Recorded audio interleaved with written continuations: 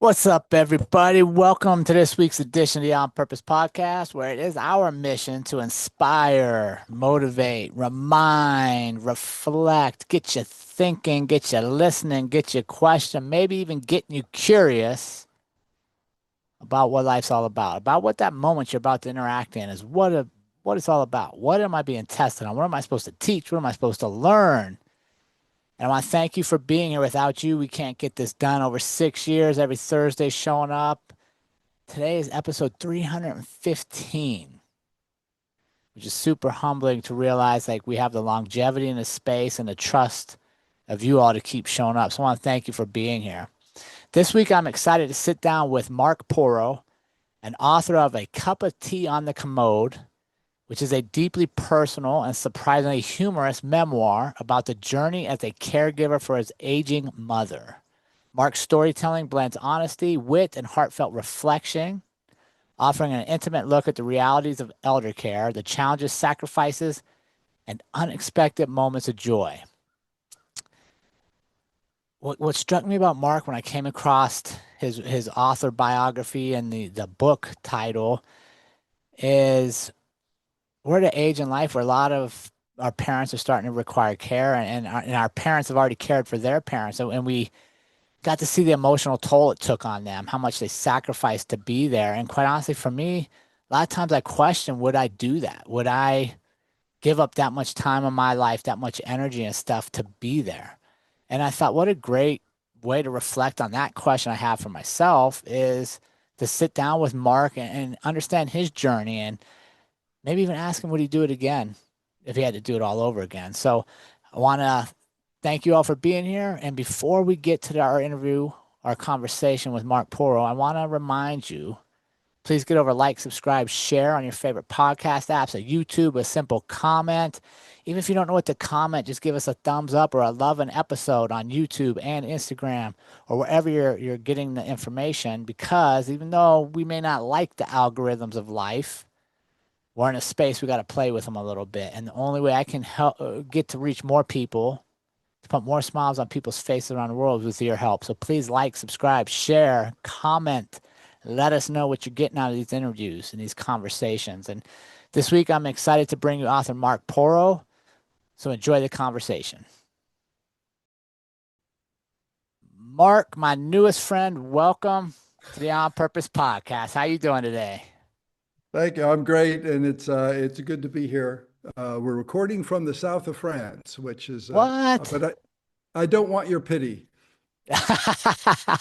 Someone has to suffer here. Yeah, So man. Well, that's funny. So my wife and I just made it back from Florida where we spent most of winter. So we're back up in beautiful Wyoming. So kind of the opposite of the south of France. yeah, but it's still beautiful. That's the most important part. Yeah. I ain't gonna complain about it. And it's ironic that you and I are gonna sit down and have a conversation about your book, A Cup of Tea on the Commode, in which you talk about caring for your mom, because we are actually right outside my mother-in-law's house, caring, kind of helping her prepare for the next stage in life as she moves from her lifelong house and the one that my wife was raised in into a more suitable apartment for this stage in life. So I'm Yeah. excited to get your insights and your wisdom and enjoy some laughs with you, Mark.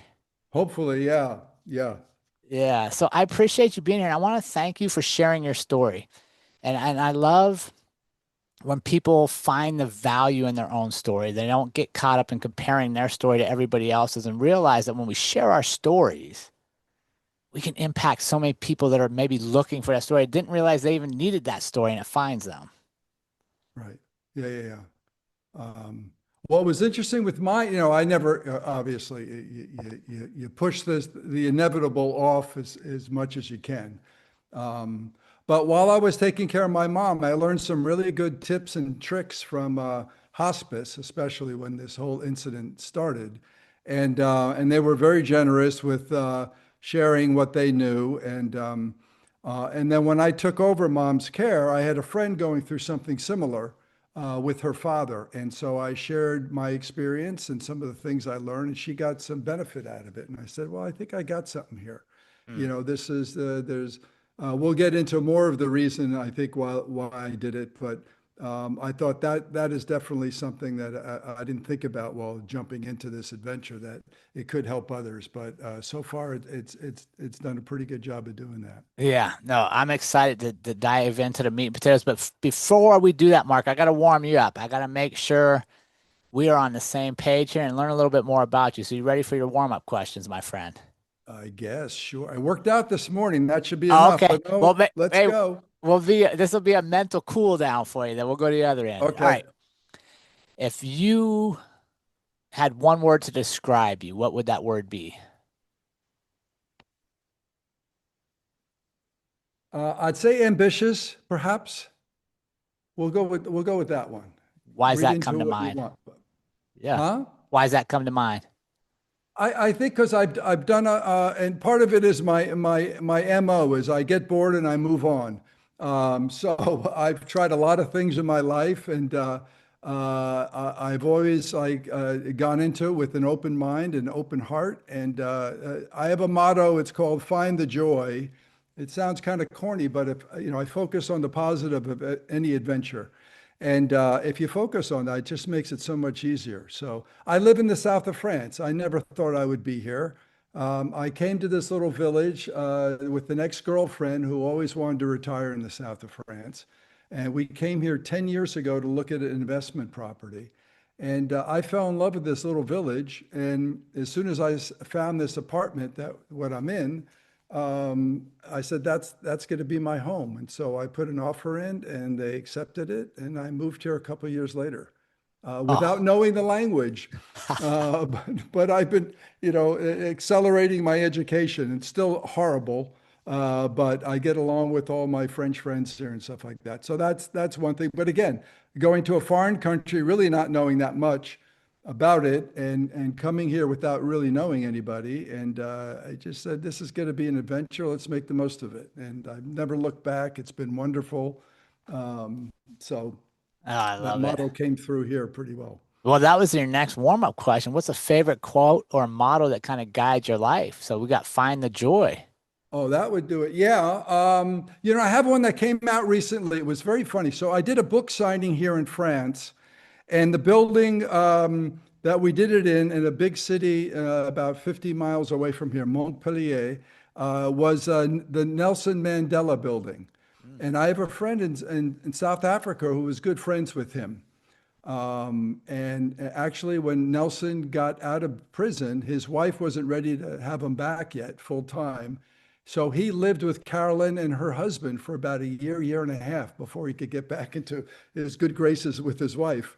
And I didn't know all that before, but we met we were actors together in Los Angeles, and then she moved back to South Africa and did very well. She married a billionaire, and who happened to be very influential and good friends with Mandela. So that was very cool. So anyway, the reason I brought that up is Mandela, his motto, or one of his famous quotes was, "I don't lose. I either win or I learn." And I thought that was fascinating. And I joke about it. I started 5 nonprofit businesses, though none were intended to be nonprofit. And but with each, I wouldn't say failure, but with each experience, I took what I learned and moved it, and used it in the next one, and the next one, and the next one, and so on. So the snack food company actually became a pretty good enterprise, but the few things leading up to that, maybe not so much. All right, Mark, if your life had a theme song, what would that song be? Well, being from New Jersey, by law, you have to pick a Bruce Springsteen song, Oh, but there I'm you not go. going to. I would say 10th Avenue Freeze out for my Jersey friends. But when I was working in my factory, my snack food company, it was like a 24/7 business. It ended up being almost a one-man operation on the West Coast, and my brother did sales on the East Coast. And when I'd be, let's say, at the packing machine, 8 hours straight packing these Grandpa Poe's originals. I would have a soundtrack going on my, I think it was iPod at the time. And whenever this song came up, I got up and danced. It was my break. And I'd say, thank God nobody's here to see this, but it was my break. And the song is Ain't No Stopping Us Now. Oh, And nice. on the dance scale, I'd say it's a 92. It's just great. And yeah, so whenever I hear that song, I have good memories of, Ah, even though the factory work was somewhat tedious, but that was a good break song. And it's a happy song. there you go. All right, what's a favorite book or a book you're currently reading? Either one. Uh, okay, if I had to pick, I have um, two are father-son stories, but I'll just go with Shoeless Joe. Ooh, nice. Was written by W.P. Kinsella, and that inspired The Field of Dreams. Yeah. Though I had a good relationship with my dad as an adult, we had some contentious times, especially around baseball. He was a baseball coach, and I was a kid who hated practice. And so that story I love, and I took my dad to that Field of Dreams actually when he came out to visit me in L.A.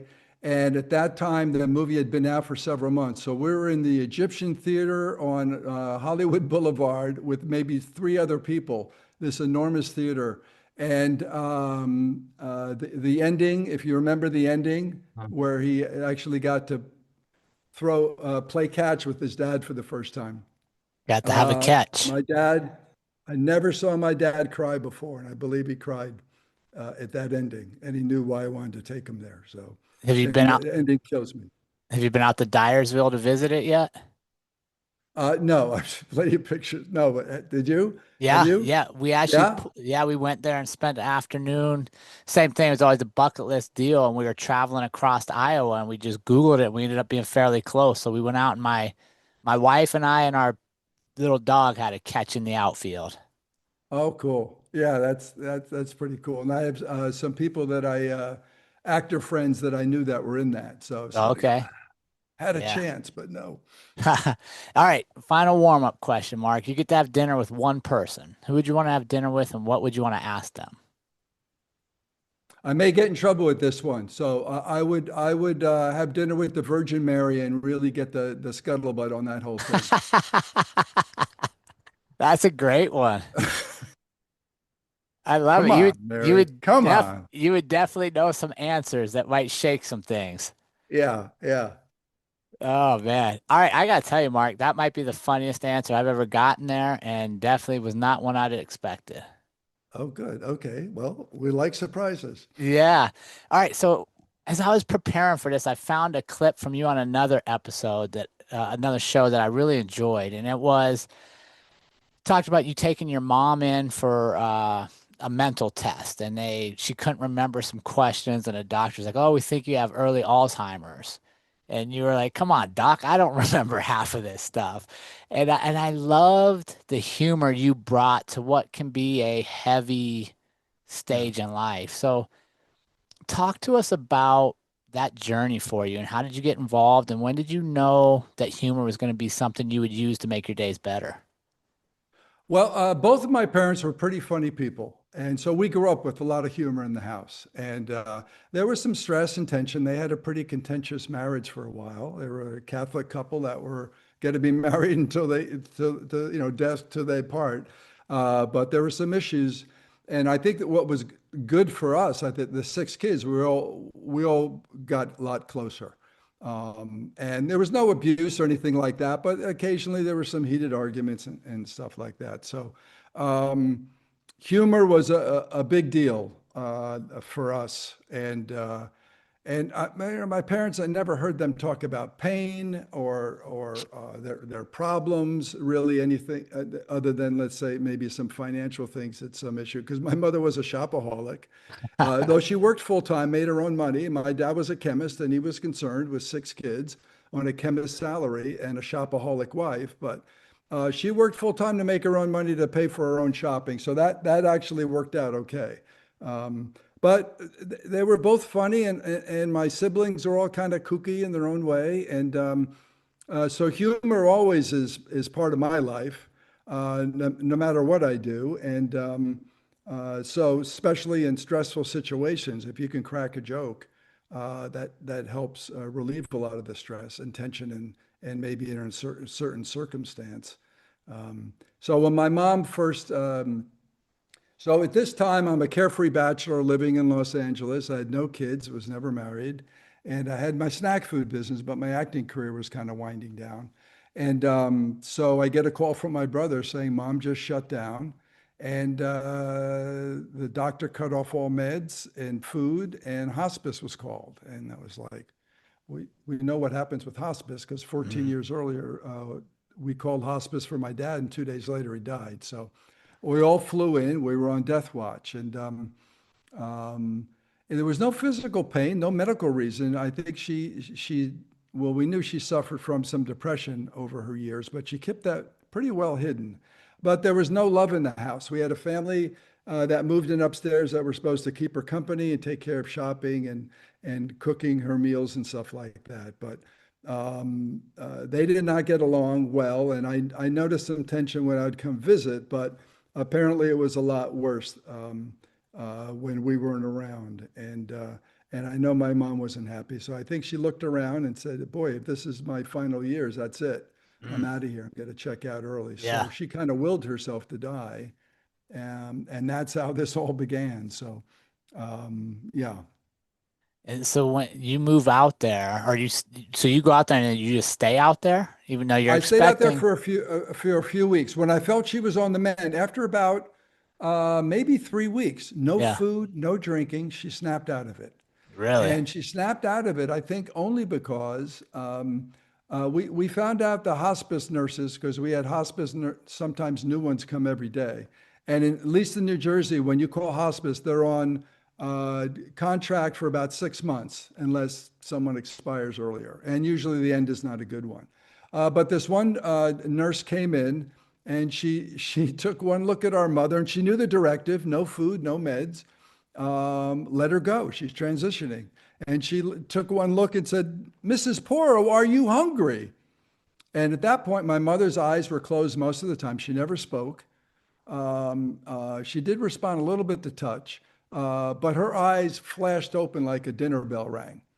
And it was like, what is going on here? And now this nurse accuses us of trying to starve our mother to death, which Oh, after doing, these interviews and research, that I guess does happen. There are some kids who don't really love the parents. mm. And so this lady, we got very angry at this lady and said, go call your supervisor because you broke the rules.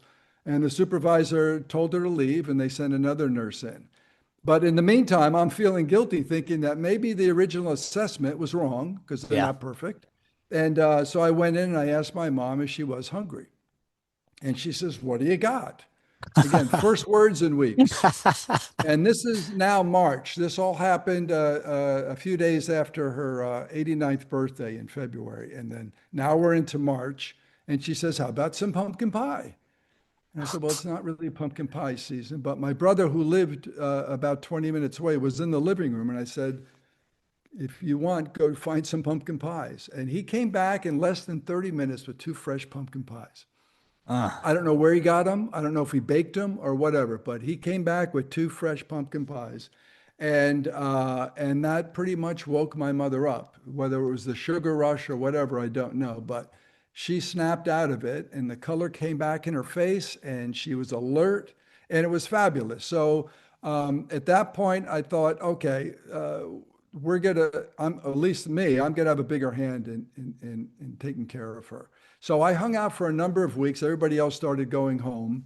And when I felt she was on the mend, I went back to LA and then we kept in touch. And at that point, my brother got her an iPad. So we did FaceTiming and stuff like that. So I kept in touch and I came back a few months later for one of her grandson's weddings. And I took over her care again for those 2 weeks. And I grew up with three sisters with long hair. So I kind of knew how to take care of the hair and things like that. I learned more than just put the toilet seat down. And so all this stuff kind of came in handy, which was great. So I got her all dolled up for the wedding. This was the first time she was out of the house since this whole incident. And she had a great time. And I called her the belle of the ball. And she wanted to dance, though at this point she's in a wheelchair. And She loved all the food, and she had a great appetite, and she had a great time. And so during those 2 weeks, I asked her if she wanted me to come back and do this full time. And she said yes. And so I got her permission, and then that put the wheels in motion. So the decision was easy, and working out the logistics took a little time. But so I moved back in December of that year as a supervisor, really, because at that point we had still some professional carers taking care of her, and I was making some money designing my brother's offices. So I would live there, but during the day I was working, and then I would also hang out with these care workers to learn whatever I could about, if I did take over. So I think again, the wheels started turning where I was thinking maybe I got to do something about this, and so Talk to me about that that's what relationship got with the the whole thing. care workers. How did you want to learn from them and interacting and treating them differently than just coming in and going through the house?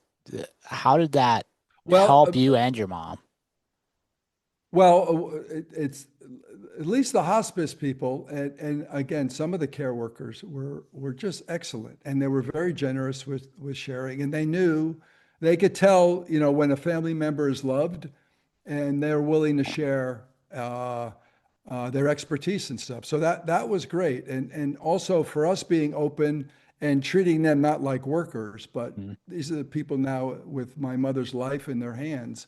And they sensed that, and it was great. So hospice, I learned quite a bit. And with each care worker, I would just see how they interacted with my mother, because my mother could be a tough cookie. She was a Jersey girl, but she grew up in Long Island, and she had, I said, a very accurate BS detector. And if that went off, it was a real tough time trying to get her confidence back. And but none of it didn't go off at all with it did with the people upstairs, but it didn't go off at all with these various care workers. So I just gleaned what I could from them. Just to, I wanted mom to know she was loved and we cared about her, and wanted to do as much as we could for as long as she wanted to be here. Mm. How did that change? How did that pumpkin pie moment change her outlook on wanting to live, do you think? Well, I think I have a chapter in the book called A Silent Scream. So I think she wanted some love back in the house. Mm. And there wasn't much there before all the kids came back. So having all her kids there showed that she was loved, and we wanted her to be around, stay around for a while. I think that was an important factor. Again, with the pumpkin pie, it might have been the sugar rush, because she downed half the pie the first day, she downed the other half the next day, and the third day she downed a full pie. And then she moved on to sherbet, 8 bowls of sherbet a day. Jersey was running out of sherbet. This is March and April. We had to keep running out and getting half gallons and half gallons. And we realized she was probably on the most continuous sugar high, but she was back. And we said, you're 89, whatever you want. And then we Mhm. slowly got her onto real food. But I knew when she was back, because um, I hadn't been back there for a number of months, because my mother, again, with this depression, she became kind of a grumpy old lady, and I didn't like being around her. And if you took her out in public, she would make sure everybody had a miserable time. And so I stayed away, I guess, quite a bit that previous year. And so when she snapped out of it with the pumpkin pie, she hit me with, "Well, I haven't seen you in a long while." So I knew she was back when she could get back to guilt tripping. Uh, that's so good. Where did the title of the book come from? Was there a specific moment that led you to titling this?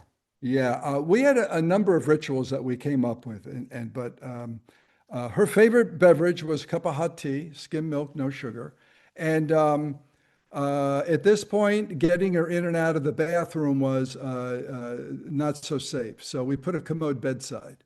And sometimes Mother Nature took a little longer than was comfortable for either one of us. And this is when I was doing the 24/7 care. So kind of as a joke, I said, "Would you like a cup of tea while we're waiting?" And she said, "Sure." And it became a hit. And so not only was I multitasking, she was a multitasker too. And so this became part of our morning ritual, which was great. That's funny. Yeah, I love the title of it. That was what really caught my attention first. 'Cause I was like, okay, there has to be a story behind that. Yeah. Yeah.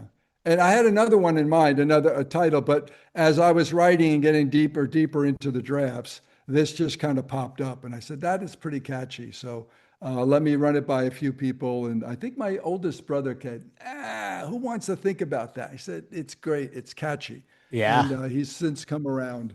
Oh, good. You swayed him too. Now, talk to me about like maybe one of the toughest moments you faced and how humor helped guide you through that.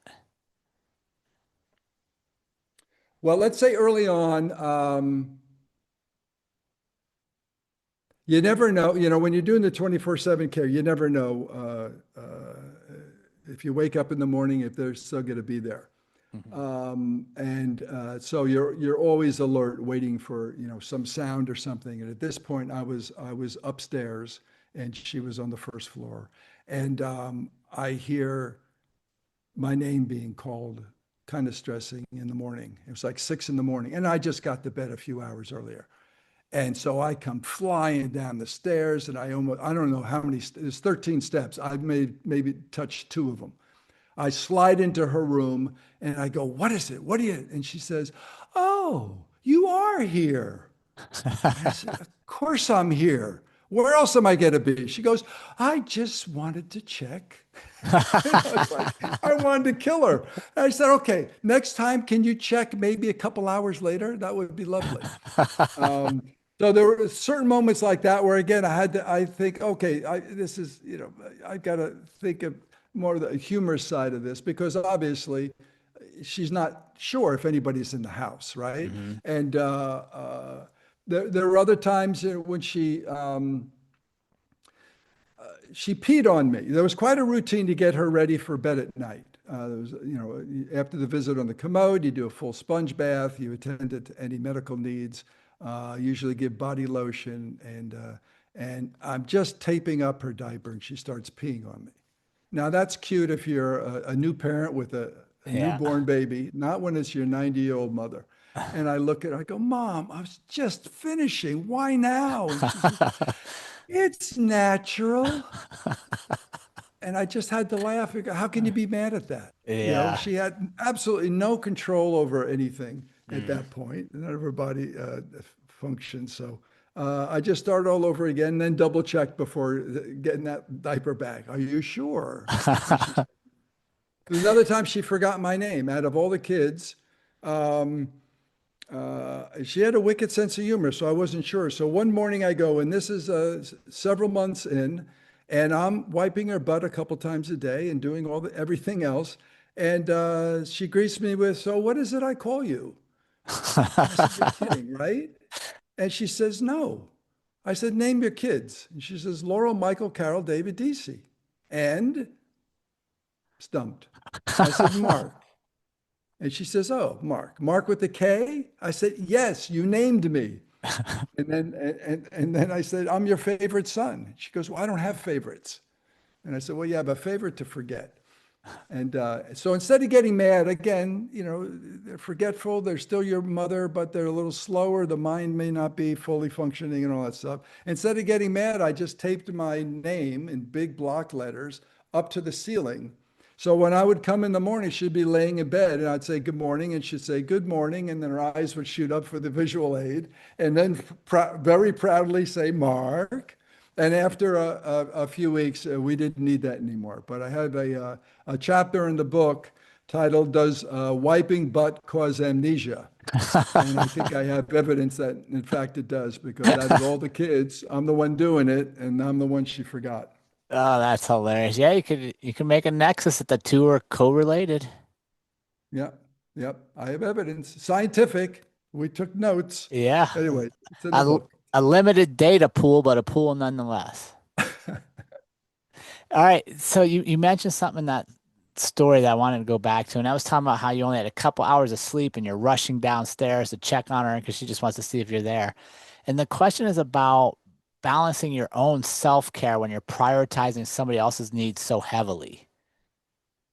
How did you work that in? How did you manage to maintain your own wellness because sense of humor is probably a direct result of how you're feeling. And if, Right. how did you balance that? Well, the pros say you got to take breaks. And I didn't listen to the pros. When my sister and I were hanging out with hospice, when this first thing started, we took breaks because we had hospice on duty. But since I was there alone, I didn't want to leave mom unless necessary. And I didn't listen to the pros. And actually, mom almost outlived me because I had I had to go through three emergency surgeries at one point, and they said it was probably stress related. So that was not fun. But I learned a lesson. So, there's a reason on airplanes why they say put your oxygen mask on first before tending to your loved one. And so you have to maintain it's mentally, emotionally, and physically stressful, and you have to do your best to maintain. You got to be in good shape to be able to take care of them. And I was aware of that because while she slept like a baby, she slept many hours. I renovated her entire house. And the first floor that I did was the basement, and I put a man cave in there. I got a rowing machine, I got some weights, we had a treadmill in there, and I knew I needed exercise, and I always ate pretty well and always kept in pretty good shape. So I knew I had to do that, but I didn't do it enough. And sometimes it's best just to get out of the house for a walk in nature and stuff. And I didn't listen to the pros at that point. So I always tell people you got to do it. You got to listen to the pros and take the breaks, and do your best. So, How would you, like, what advice would you give to somebody if they're struggling to create a routine that allows for that break? What tip would you give on that? well, that's the hard part. That's why I didn't do it. So you got to have someone fill in for you, Mm. whether it's even just a few hours, or if you can do a weekend or something, that's great. It's very tough to find someone you can really trust that's a pro, that you can trust and that your loved one gets along with. We went through a thing where before I took over the full care, I was there, let's say, as a supervisor, and I'd take over night duties. But for the day, we tried to hire a full-time person. So we went through the interviewing process, and boy, that's when you really realize how tough it is to find Mm. a good qualified person. And we had two other families live in the house before the latest people. And the first one was an absolute disaster. Second one, they were great. The wife was a nurse. The husband was a really good handyman, but he also worked for some very powerful people as like the go-to guy. So he was very well versed in all kinds of things that may have come up. They got along great with my mom, and she got along great with them, and they would come visit after they left. But unfortunately, they saved enough money to buy their own home after about a year. And then the new people came in, and they were all sunshine and roses in the beginning, but after some time moved on, then the tension started rising. So it's tough to find them. When I would go, every few months, I had to go back out to LA to tend to the snack food business. And my sister would fly in. She also lived on the West Coast, so she would fly in. So we always had a family member there. And my older brother, who lived close, he was the point man before I took over, and he would hire the people and take care of her meds and things like that. He would still come in every Tuesday night to cook dinner and get mom ready for bed at night. So he stayed in practice. He did that to keep up the routine. So if I did, which I did when I had to go to the hospital, he filled in while we were looking for someone else to take over. And he had a lot of he's in the financial business, and he had a lot of older people whose finances he took care of, and sometimes they needed caregiving. And so he would have like a network of caregivers that he trusted. And when this whole thing happened with me, one of those caregivers, her name was Marina, her patient passed away. So she needed a job, and she was great. She ended Mm. up being absolute heaven. It was, and we were very lucky to have her, but very rare to find someone you can fully trust. Mm. How long did this whole journey take from going from hospice where you thought it was a matter of days through all your solo caregiving and then working with your family stuff. How long was the whole process? 3.5 years. Wow. So mom just turned 89. She lived to, I'm going to ruin the end of the book, 92 and a half. Now, did she ever ask you guys like why was I on hospice? Or did you ever tell her like, Mom, they told us you weren't gonna make it? Was that ever a conversation? I don't think we ever had that conversation. We talked, she mentioned death maybe in those 3.5 years, maybe a couple times. But I mean, we had a priest deliver the last rites. She was a strict Catholic. Priest delivered the last rites that in the first go round. And it was funny at the end when we knew now her body and mind were all in sync that we brought another Catholic priest in, 3.5 years later. And she's at this point, again, barely opened her eyes, no talking, no moving, nothing. I held her hand and she would squeeze back. But as soon as we called a priest and he crossed that threshold of her door, she wakes right up. Hello. And I go, oh my God. And I said to her in front of the priest, I said, if you stand, I'm going to kill you. And luckily he laughed, but she knew, Yeah. a man of God walked across into her bedroom and she just snapped right out of it. And then as soon as he left, she was gone, Mm. not dead, but she Yeah. passed out again. So there was another time where she said, we had some really interesting conversations and really funny moments. But so one morning she says, I'm saying goodbye. And I go, what do you mean you're saying goodbye? Where are you going? She goes, heaven, I hope. And I said, well, why? She goes, well, I'm not going to hell. I said, yeah, I know, but I just fixed your house. Don't you want to enjoy it? And she, oh no. And then I said, well, and I just bought 3 bags of crunchy granola. I knew she liked that. And so I thought that might get her. And she at least chuckled. But then she slept a lot. So she just went right back to bed. Uh, Um, yeah. And then another time she said she wanted to take her earrings off. And I said, I've never seen her without earrings. So I said, why do you want to take your earrings off? She goes, I want to save them for heaven. And I said, well, the safest place for you to have them is in your ears.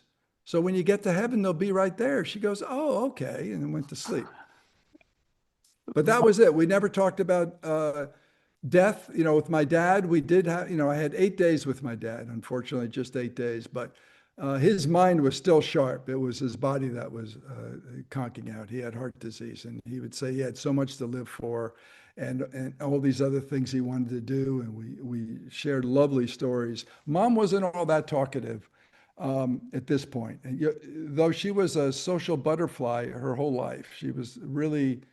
She could strike, as my dad would joke, she could strike up a conversation with a tree.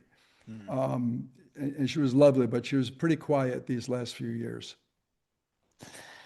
What do you hope readers take away from your book? Not just about caregiving, but about life, resilience, and love. Well, I don't say I say it's not a how-to book, it's a what I did book. And Mm. I think I took a different approach being a son.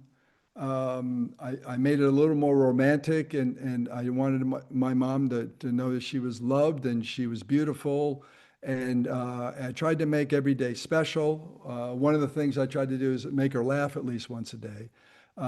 So humor was a big part of it, but also whether it's corny or tender, loving care, I did all these little special things that I thought that we enjoyed quite a bit. And I think as I'm sharing these with more people, they're getting it. You have our elders, sometimes if they're bedridden, it's really hard to hug them. Mm. And a hug is something that, they're lovely. And as we get older, we still want to be loved. We still want to be hugged and all that stuff. So when I would get mom ready for breakfast, um, her legs were still pretty strong for being bedridden, but I would help her stand up, and I would make sure she wrapped her arms around me, and I picked her up underneath the arms, and before getting her to the wheelchair, I'd say morning hug, and Mm. we would embrace, and it was just a lovely little moment, and I didn't think that much of it, but this is something we did almost every morning, and those little things are really important, and then And then I'd sit her in the wheelchair and take her into the kitchen. Also, I felt when I first came on board that her dignity was kind of whittled away from her experience with these other people. And so I wanted to return not only dignity to her, but to her home.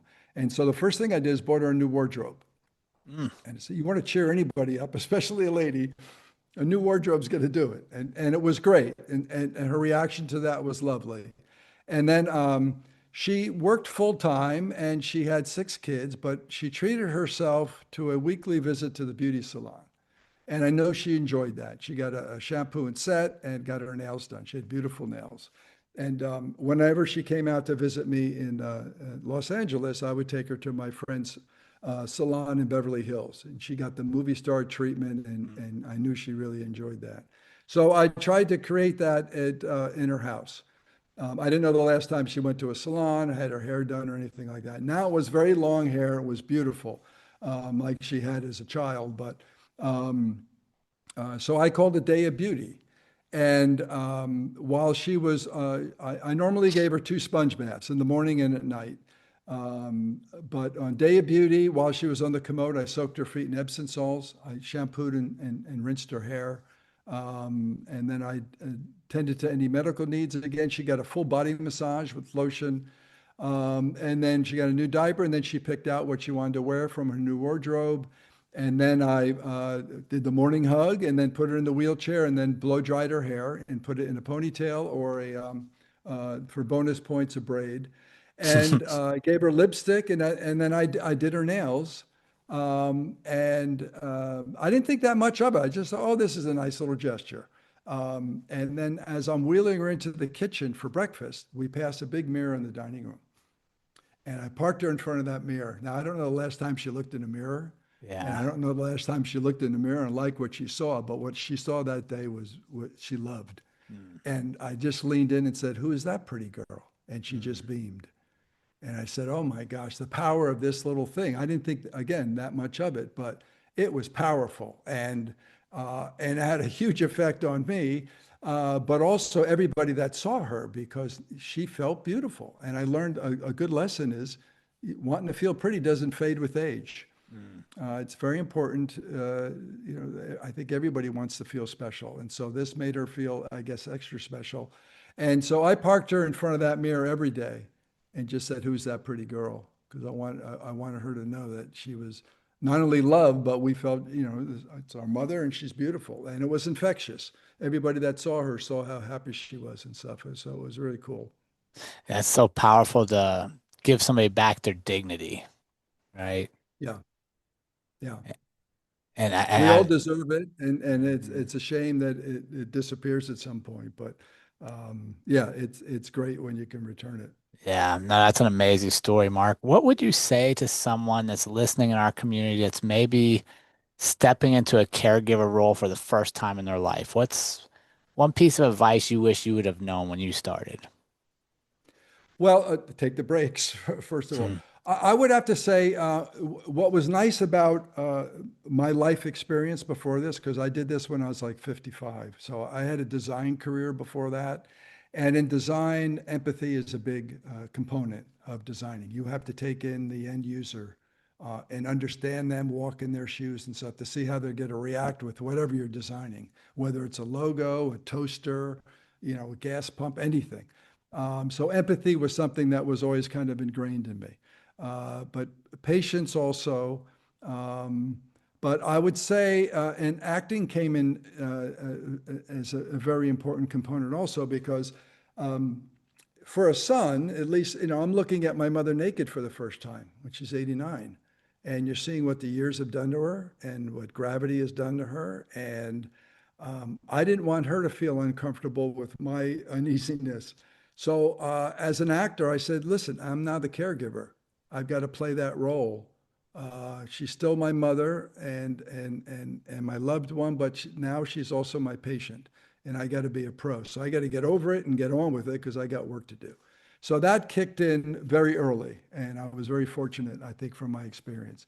So I would say to people taking this on, if they're thrust into it, if you're not comfortable and you can't keep that uncomfortableness out of the room, find someone who can, because you don't want your loved one to feel guilty and feel like they're a burden to you. You got Mm. to find the joy. Again, back to this motto. If you can find the joy in it and keep that smile on your face and keep any of the negativity and the discomfort and stuff that you're having out of the room, that's the best thing to do. Um, and then again, we had, let's say, out of the six kids, two of them were very hands off. They weren't comfortable doing it, and that was fine because they helped in other ways where it was in their wheelhouse. And so there was no bitterness or anything about any of the kids. When my younger sister is the one that hung out with me in hospice, she had five kids of her own and a business in Michigan. Whenever she came in, she jumped right back in to help out, which was great. And then my oldest brother, Michael, would again do those Tuesday nights without fail all the time. And um, with I have to say, a little less tender loving care than my version, but it got the job done. I would see Yeah. the look on mom's face as she's face planted into the hospital railings as he's rolling her over to wipe her fanny. But she survived and she was good. So that would be the main thing do what you're comfortable doing. If you're not doing the hands-on, that's fine. Let your loved one know that you're there and you care about them and you're doing the best you can with whatever your abilities are. But I think knowing that the love is there is the most important thing. Who's ever doing the changing of the diapers and stuff, you risk, being forgotten. So, you may not want that either. So, Let me yeah. ask a follow-up question there, because you hit on something I think is so interesting, especially as my mom's aging, my wife's mom's aging, and both our dads have already passed. And that is, how did you not get resentful if the other siblings weren't doing the day-to-day like you were? Like you said, they stayed in their wheelhouse and you allowed that. Because I see too many times families get torn apart kind of at this Yeah. stage, right? One person's doing, somebody else is either not capable or they're raising their own kids, they don't have the time. How did you navigate keeping the peace amongst siblings so you didn't have infighting? Well, I was very lucky, I'd have to say, because once I got mom's permission, and they would see how I was doing things, and um, and I was pretty successful with a lot of stuff, especially like when I was renovating the house. They all knew I was a pro at doing that, and they saw how mom was being treated and how happy she was. So they all yielded. They were great. There may have been some things I don't know about, but from what I could tell, everybody was fabulous. And my oldest sister again would come in when I had to go out to LA, and she didn't find the joy in it that I did, and she was always just mystified at how I could enjoy this as much as I did. But you go through that stuff, and you see your mom smile or pucker up for a kiss, and or squeeze your hand in those quiet moments. And that was all the payback you needed. It was just those are lovely moments, and I was fortunate to have many of those. And so I don't really feel guilty because I chronicle it in the book, but there were a lot of special moments that if I didn't write this stuff down, that I maybe would have felt guilty because they missed out on all this stuff. Mm. And so it may have been selfish on my part to say, I want to be here, I want to do all this stuff because I get a lot out of it too. So, um, yeah, I think, again, if you put the onus on your loved one and they're the most important thing, you do what you got to do to reach that goal, which was to keep her happy and safe. Um, and, uh, um, and I have to say, I was very fortunate from all these other stories I hear. The siblings were great. That's fantastic. I want to shift gears with you, Mark, before we wrap up. And you said something at the very beginning that caught my attention, and it's something I'm pretty good at as well. And that's that you said you get bored and you move on in life. You've done a bunch of different things, and that's kind of my story too. I jump around, I do things until I don't find it entertaining or fun, and I go find something else. Talk to me about how you give yourself permission to not hold on to who you were to recreate something new. In this particular circumstance or anything? Just in life, going from the snack Wow. food to acting to full-time caregiver to moving to south of France. Because so many people I find don't really want to continue living the same life they've been, but there's security and safety there, and they won't take that leap to what could be. I don't know. I think I've always had an adventurous side. I think that growing up, I was the fifth out of the six kids. So I've got two older brothers, two older sisters, and a younger sister. And we were all, I think, because of my parents, both worked and they were both very independent, financially and emotionally. And I think all of us are as well. And so all of us at one point owned our own businesses, which was, I thought, interesting. And we thought, well, either we're ambitious or people were afraid to hire us. So I'm not sure what it was. Maybe a little bit of both. And we're all from Jersey, so we have a reputation of being somewhat. We can be somewhat brisk and suffer no fools and stuff like that. So I don't know. Again, I think I was fortunate, and um, I've never really hit any disaster. It's just maybe the boredom. But when I took this on with mom, of course, there was no moving on. I had to learn what unconditional love really was about at that point. Not having children or not marrying. I thought I had a little grasp of it with my pets and things like that. But with mom, it was a thing we're saying there's no moving on until she wants to move on. So that was a life lesson. But also with the snack food business, that was my business.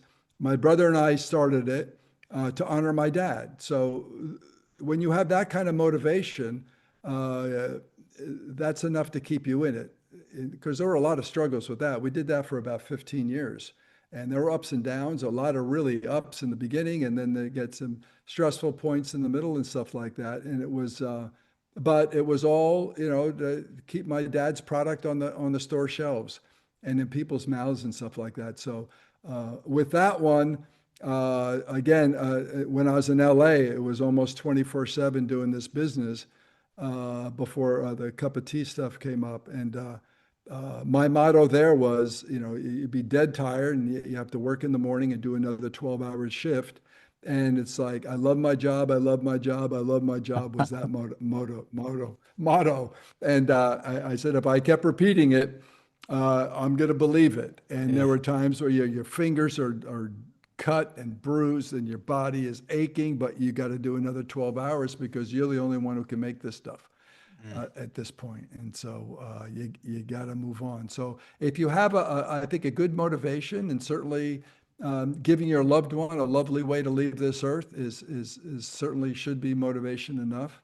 Um, that certainly helped me throughout life. And also growing up, watching both of my parents set examples. They didn't really lecture us about a lot of stuff, but we watched them do the right thing Mm. and good deeds and caring for others and things like that. So we just grew up, a lot of this stuff was normal. So again, taking this on for mom was just the right thing to do. So there's no question about doing it. Mark, it's been an honor to sit and talk with you today. Where can our community connect with you, follow along on your journey, pick up a copy of A Cup of Tea on the Commode?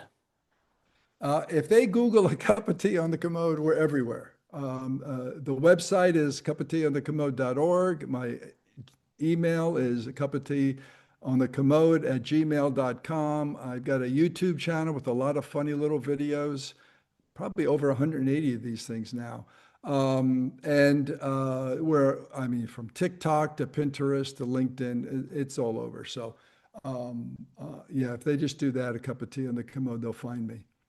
Mark, thank you so much for what you're doing in the world, for sharing the story of caring for your mom to inspire and bring some humor to what can be a heavy topic as others around the world face the same challenges. Yeah, well, it's my pleasure, and I love sharing this story because it keeps my mom in the present, and so Absolutely. that's your gift to me. So I thank Uh, you especially for that. Thank you, Mark.